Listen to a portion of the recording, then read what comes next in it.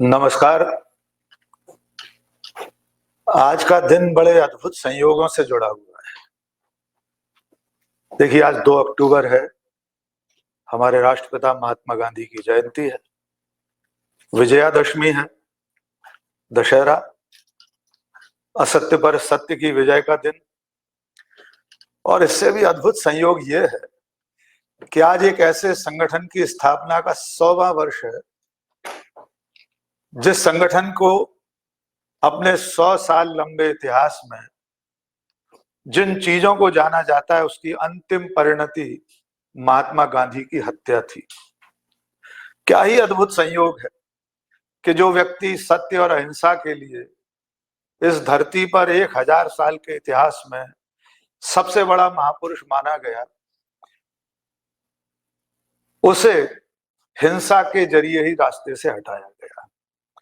वैसे भी महात्मा गांधी का जीवन बहुत तरीके के संयोगों दुर्योगों से भरा हुआ है। उस पर हम आगे संक्षेप में बात करेंगे। मैं अपनी पूरी बात, जो आज का हमारा विषय है, सार्वजनिक जीवन में सच, मिस इन्फॉर्मेशन यानी झूठी सूचनाएं, और इस डिजिटल एज में गांधी जी के उसूल। कितनी मजेदार बात है कि जो देश अपने राष्ट्रीय आदर्श वाक्य के रूप में मुंडक उपनिषद के सत्यमेव जयते को रखता है, उस देश में आज की तारीख में सत्य के लिए कोई जगह बची नहीं। कितनी अद्भुत बात है कि जिस देश के शास्त्रों में कहा गया हो, सत्यम ब्रूयात प्रियम ब्रूयात, न ब्रूयात सत्यम अप्रियम, प्रियम च नानृतम एष धर्मा सनातन। प्रिय बोलो, सत्य बोलो, प्रिय बोलो, प्रिय बोलो, लेकिन ऐसा सत्य मत बोलो जो अप्रिय हो। यही सनातन धर्म है। और उसी देश में आज सच के लिए कहीं किसी खो में भी जगह नहीं बची है। हम गांधी के हवाले से कल से बातचीत कर रहे हैं। गांधी का सच भी भगवान महावीर स्वामी से लिया गया था। बापू कहा करते थे, वे महावीर स्वामी के अनेकांतवाद में विश्वास करते हैं। यानी आप सच को जिस कोण से देख रहे हैं, आपका सच वो हो सकता है। मैं यहाँ इस वक्त जिस पोडियम पर खड़ा हूं, मेरे दाहिनी ओर से जो लोग देख रहे हैं, उनका सच ये होगा कि मेरी इस तरफ की मूछ ऐसी है। दूसरी तरफ से जो लोग देख रहे हैं, उनको मेरे चश्मे का ये एंगल दिखाई दे रहा होगा। इसलिए गांधी इस बात के आग्रही दुराग्रही नहीं है कि जिस कोण से मैं सच को देख रहा हूं वही अंतिम सत्य है। लेकिन धीरे धीरे हम वहां पहुंच गए जहां सच के साथ खड़े रहने वाले लोगों को सीने पर गोली खानी पड़ी। गांधी के रास्ते पर चलने वाले मार्टिन लूथर किंग, जिनकी धरती पर हम खड़े हैं, उन्हें भी इसका यही प्रतिसाद मिला। सच के साथ पहले भी जितने लोग खड़े थे उतने आज भी खड़े हैं, लेकिन सच के खिलाफ खड़े रहने वालों की संख्या धीरे धीरे कालक्रम में बढ़ती चली जा रही है। यही वजह है कि आज की तारीख में हम अपने देश से लेकर दुनिया के हर कोने में देखेंगे तो इस वक्त झूठ का बोलबाला है। जैसे होड़ लगी हुई है दुनिया के दरोगा में, विश्व गुरु में, कौन कितना ज्यादा झूठ बोल सकता है। गनीमत है कि हम जिस देश में खड़े हैं, वहां तो एक अखबार ने बाकायदा 1 साल में देश के मुखिया के बोले गए झूठों की फहरिस्त 2 पेज में छाप दी थी। हमारे देश में अभी यह संभव नहीं है, जबकि झूठ की जो गंगोत्री है वो शिखर से ही चली जा रही है। इसलिए सच बोलने वालों के पर खतरा बढ़ता जा रहा है। जितना खतरा पहले था उससे कई कई गुना ज्यादा। उम्मीद फाजली साहब ने लिखा कि आसमानों से फरिश्ते जो उतारे जाएं, आसमानों से फरिश्ते जो उतारे जाएं, वो भी इस दौर में सच बोलें तो मारे जाएं। इसलिए कम संख्या में सच बोलने वालों की हिफाजत बहुत जरूरी है। और उसकी जिम्मेदारी समाज की है, देश की है। चूंकि बात पत्रकारिता की चल रही है, हमें मिस इन्फॉर्मेशन, फेक न्यूज, उसे हम आगे बातचीत में फेक न्यूज के रूप में ही संबोधित करेंगे। तो गांधी की पत्रकारिता पर भी छोटी मोटी बात कर लेते हैं। जैसा मैंने शुरू में कहा था, गांधी का पूरा जीवन अनूठे संयोगों से भरा पड़ा है। आप देखिए, गांधी अगर राजनेता नहीं होते तो वे महान पत्रकार होते, जो कि वे थे भी, राजनेता होते हुए भी। लेकिन कैसा अद्भुत संयोग है कि गांधी जी ने अपने जीवन में नियमित रूप से अखबार एक पाठक के रूप में लंदन पहुंचने के बाद पढ़ना शुरू किए। जबकि आशुतोष भाई, एक अद्भुत संयोग ये है कि जब वे पढ़ने जा रहे थे विलायत, तो उनके स्कूल में एक विदाई समारोह हुआ था, शायद 12 अगस्त 1888 को। उसकी खबर काठियावाड़ टाइम्स में छपी थी कि बनिया का लड़का विदेश पढ़ने जा रहा है। तो ऐसा व्यक्ति जिसने अपने जीवन में अपनी विदाई की भी खबर शायद नहीं पढ़ी थी अखबार में, वो लंदन पहुंचकर वेजिटेरियन सोसाइटी के अखबार में लेख लिखना शुरू करते हैं। यहां से उनकी पत्रकारिता शुरू होती है। वेजिटेरियन सोसाइटी, वेजिटेरियन ही उसका नाम था। बाद में जब वे दक्षिण अफ्रीका गए तो तीसरे दिन ही ऐसी नौबत आ गई कि उन्हें अपनी काठियावाड़ी पगड़ी के चलते अपमानित होना पड़ा अदालत में। तीसरे ही दिन दक्षिण अफ्रीका में मोहनदास करमचंद गांधी ने एक लेटर टू एडिटर लिख दिया, जो अखबार में अगले दिन छपा। औपचारिक रूप से मोहनदास करमचंद गांधी की पत्रकारिता की शुरुआत इस संपादक के नाम पत्र को मान सकते हैं। उसके बाद दादा भाई नौरोजी ने इंडियन अखबार निकाला लंदन से, तो साउथ अफ्रीका में उन्हें अपना रिपोर्टर करस्पॉन्डेंट नियुक्त किया। बाद में गांधी जी ने वहां अखबार निकाले, यहां भी उन्होंने निकाला यंग इंडिया, नवजीवन, हरिजन सेवक, हरिजन, लंबी फहरिस्त है उनकी पत्रकारिता के कामकाज की। और वे आजाद भारत से, आजादी मिलने से पहले के ऐसे पहले पत्रकार थे जिन्हें अपनी पत्रकारिता के लिए राजद्रोह में सजा हुई थी। यंग इंडिया में उन्होंने 2 लेख लिखे थे जिसके लिए ब्रिटिश अदालत ने उन्हें सजा दी थी। यद्यपि वे जेल नहीं गए, उसके लिए खुद ब्रिटिश मजिस्ट्रेट ने खड़े होकर उन्हें सल्यूट किया और कहा कि मैं कुछ नहीं कर सकता इससे आगे, मेरी मजबूरी है कि मेरे ब्रिटिश कानून में ये प्रावधान है कि मुझे आपको सजा देना मजबूरी है मेरी, वरना मैं आपको ये सजा भी नहीं देता। ऐसे गांधी के देश में पत्रकारिता अब वहां पहुंच गई है जिसकी हम बातचीत आज करना चाहते हैं। फेक न्यूज का ऐसा सैलाब आ गया है कि असली खबर, सच्ची खबर ढूंढना पड़ती है। जब तक आप किसी खबर पर भरोसा कर पाते हैं, तब तक वो फेक न्यूज बिना जूते पहने पूरे ब्रह्मांड का चक्कर लगाती है। जब तक कि कोई फैक्ट चेकर जूते पहनता है सच्चाई के और आपके सामने सच लेकर आता है, तब तक ये जो 6 इंच की स्क्रीन आपकी हथेली में है, सोशल मीडिया के जितने प्लेटफॉर्म हैं, वे सारे प्लेटफॉर्म उस झूठ को चंद सेकंड के अंदर दुनिया के कोने कोने तक पहुंचा देते हैं। आशुतोष जी ने इस्लामाबाद पर कब्जे का जिक्र किया। यकीनन वो 3 दिन न केवल भारत बल्कि दुनिया की पत्रकारिता के इतिहास में एक काले धब्बे के रूप में दर्ज रहेंगे। दुनिया के तमाम देशों में इस तरह की लड़ाइयां चलती रहती हैं, लेकिन जितना झूठ उन 3 दिनों में भारत की मीडिया ने, खास तौर से इलेक्ट्रॉनिक मीडिया ने परोस दिया, उतना झूठ परोसने में अगली 1 सदी लग जाएगी। और इसका नुकसान न केवल मीडिया को हुआ है बल्कि देश को भी हुआ है। देश का भरोसा उठ गया है हमारे ऊपर से। लोग सच ढूंढने के लिए अब पहले फैक्ट चेकर्स को देखते हैं कि ऑल्ट न्यूज ने क्या कहा है इस तस्वीर के बारे में, इस वीडियो के बारे में, तब कहीं भरोसा कर पाते हैं।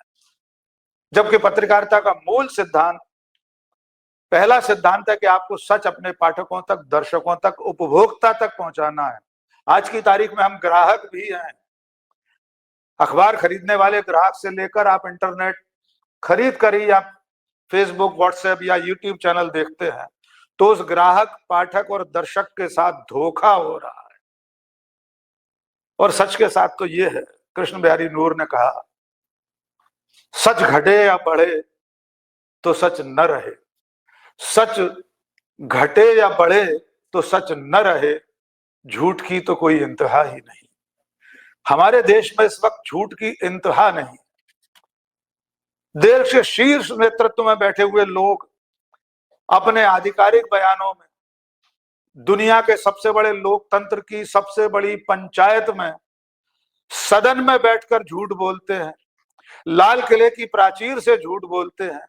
उस देश में अगर हम मीडिया से उम्मीद कर रहे हैं जो उनकी गोदी में ही खेल रहा है, फल फूल रहा है, वो सच दिखाएगा, तो ये उम्मीद थोड़ा बेमानी है। मैं 2-3 छोटे उदाहरणों से फेक न्यूज की वानगी आपके सामने पेश करना चाहता हूं। हालिया वाकयात तो आशुतोष जी ने भी बताए और हम सब लोग जानते हैं। मैं थोड़ा और 10-12 साल पीछे ले जाना चाहता हूं, जब शुरुआत हुई थी इसकी। यद्यपि शुरुआत अभी 10-12 साल पहले नहीं हुई, जब ये मीडियम नहीं था, जब टेलीविजन नहीं था, यहां तक कि रेडियो भी देश में चुनिंदा हाथों में थे, चुनिंदा घरों में थे। तब झूठ फैलाने वाला एक कारखाना पोस्ट कार्डों पर झूठ फैलाया करता था। गुमनाम पोस्ट कार्ड चला करते थे। यहाँ बहुत सारे लोग उस पीढ़ी के हैं जो ये जानते होंगे कि उस वक्त उन पोस्ट कार्ड्स में क्या लिखा होता था। तब के प्रधानमंत्रियों के खिलाफ, राजनेताओं के खिलाफ या महात्मा गांधी के खिलाफ किस तरह की फेक न्यूज उन पोस्ट कार्डों के जरिए देश भर में घर घर पहुंचाई जाती थी।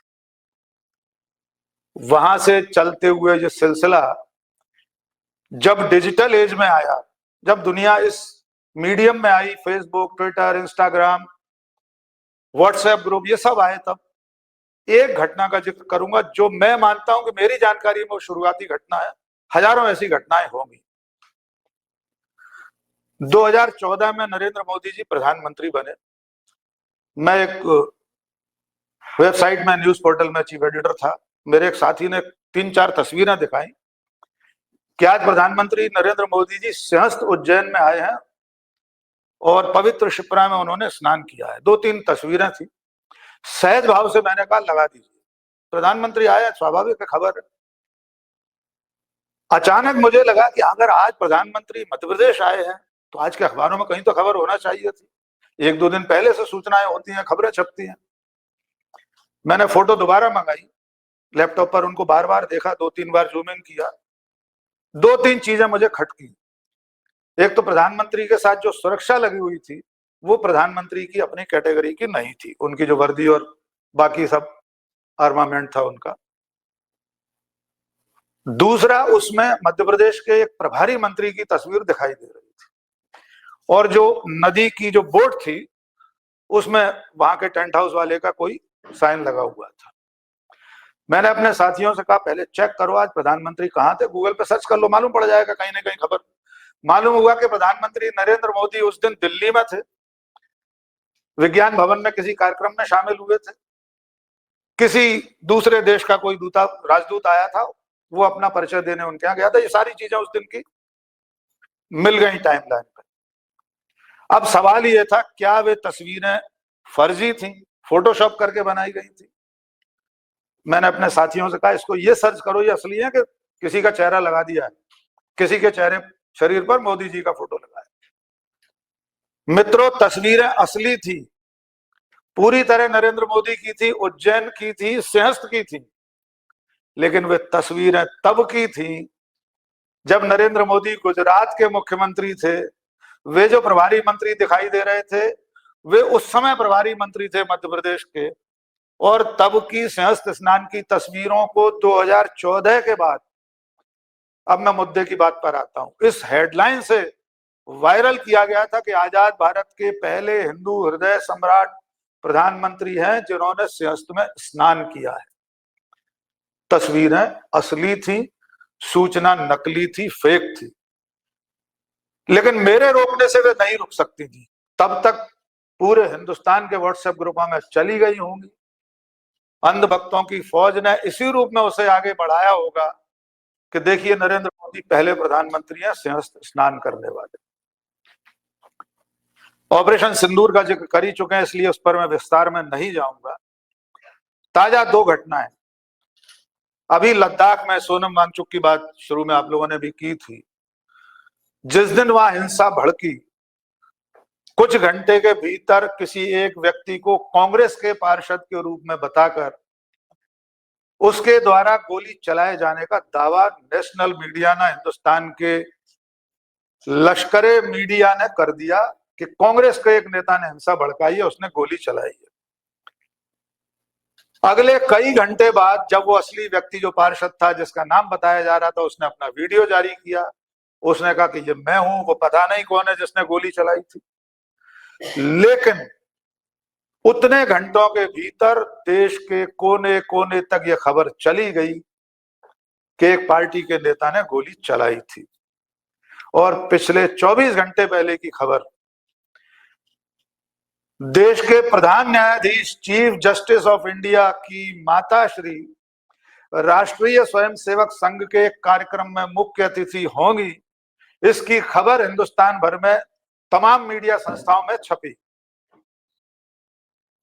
फिर एक पत्र जारी हुआ उनकी हैंडराइटिंग में कि मैं तो अंबेडकर को मानने वाली हूं, मैं ऐसी संस्था के कार्यक्रम में नहीं जाऊंगी और मुझे इस तरह का न्योता न मिला है न मैं जा रही हूं। उससे आगे की खबर यह है कि दूसरे पक्ष का कहना यह है कि सीजेआई की माताजी की यह चिट्ठी फेक है, उन्होंने चिट्ठी लिखी नहीं।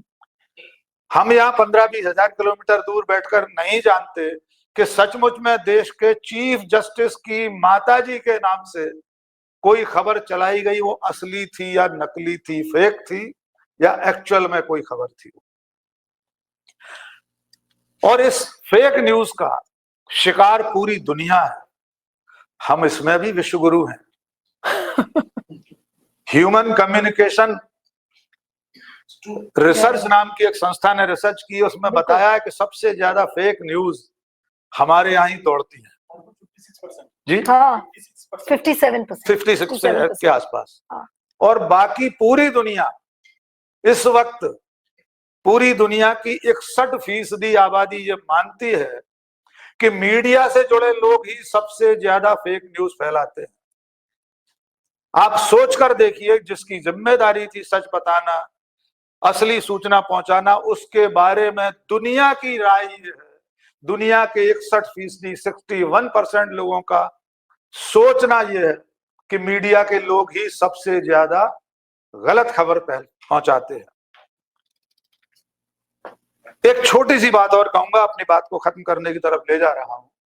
यह खतरा इसलिए बढ़ा है कि इंटरनेट, डिजिटल मीडियम के आने के बाद सूचना और समाचार का फर्क मिट गया, पत्रकार और गैर पत्रकार का फर्क मिट गया। जिसके हाथ में मोबाइल है, जिसके सामने कुछ घटित हो रहा है, वो उसे खबर के रूप में आगे बढ़ा देता है। वो अपनी फेसबुक पर, व्हाट्सएप पर, इंस्टाग्राम पर, जहां उसे मौका मिलता है, उसे खबर जैसी बनाकर पेश कर देता है और फिर वो खबर के रूप में ही आगे बढ़ती रहती है। अंतर यह है मित्रों कि वो जो व्यक्ति है वो पत्रकार नहीं है, उसकी जवाबदेही नहीं है, उसकी जिम्मेदारी नहीं है कि वो कोई सूचना दे रहा है उसका कोई फैक्ट चेक करे, उसका कोई एडिटर उसके ऊपर नहीं बैठा है। लेकिन एक पत्रकार जब कोई सूचना आगे बढ़ाता है, जब वो कोई जानकारी लोगों तक पहुंचा रहा है, तो वो जिम्मेदार है कि वो जो बता रहा है, जो आगे बढ़ा रहा है, जो सूचना लोगों तक पहुंचा रहा है, वो सही है, गलत नहीं है।